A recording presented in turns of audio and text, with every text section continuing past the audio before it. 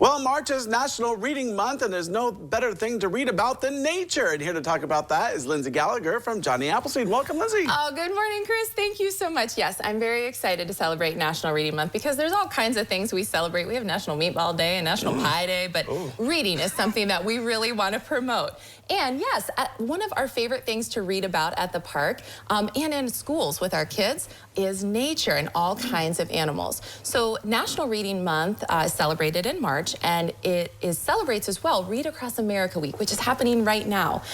Theodore Seuss Geisel, better known as Dr. Seuss, was born on March 2nd, and so we celebrate him and we celebrate reading this entire week. So some of the things we can read about here, I've got up on our table. We can read about dirt and rocks, if you're into that kind of thing. Yeah. We can read about plants. We can read about owls. Oh, yeah. You got one right there. I do have one right there. This is the Eastern Screech Owl.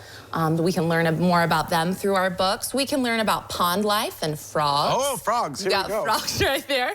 One of our favorites is there in the corner, the Very Hungry Caterpillar. So many things that we can read about. And did you know we can even read about cockroaches? Oh. That's an interesting topic, right? I went to our local library the other day and I found 3 books about cockroaches, and I'm here with a couple cockroaches to show everyone this morning. How about that? All right. These are big ones too. Oh yes, these are big cockroaches. So there are over 3,000 different types of cockroaches globally. I want to know that only a few of those are actually pests, American cockroach being one of them, so we don't want to keep them in our households. But the ones I have here are a tropical species. These are Madagascar hissing cockroaches.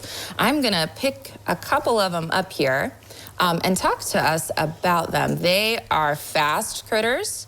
They've got bristles on their legs, and I'm trying to pull him up there. And so he'll stay here in my hand as we're talking. So these are very large. These are maybe 2.5, 3 inches, maybe even a little bit longer. They can live 2 to 5 years. They have a pretty long lifespan. And when you were talking about other types of cockroaches here in Ohio, Madagascar hissing cockroaches are unique in that they do not have wings. So they're a wingless type of cockroach. And they're actually very helpful. So in their native Madagascar, they are decomposers and detritivores. They are on the forest floor under the leaf litter in rotting logs, and they're helping to recycle and clean up all of the vegetation that is down there. Now, Madagascar hissing cockroaches are insects. So you might be able to see that there are 6 legs. There's 3 on each side, and there are 1 pair of antennae up there. Now, the one that I'm holding is a male, and the way that I know that is he's got a pair of horns on the front of his pronotum there. This actually isn't his head. It's a shield or a plate that's covering his head's kind of hard to see. Kind of like a helmet. Yeah, like a helmet, exactly. Yeah. His head's up underneath there, really protected. And males can use those horns to kind of ram into each other like a white-tailed deer would. So signs of aggression when they're ready to mate. Now, Madagascar hissing cockroach got its name because it hisses, right? On the side of its body, you notice that there are holes or openings. They're really tiny. They're called spiracles. There's a whole system inside, a respiratory system for this insect that allows it to breathe. But there's a modified set of spiracles that when air is expelled, it produces that hissing sound. And in a colony in Madagascar, when you've got hundreds of these living together and they all do it at once to warn of a predator, it can sound pretty darn loud.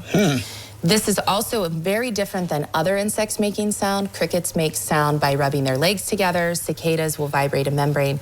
But these guys are super cool. Yeah, very interesting.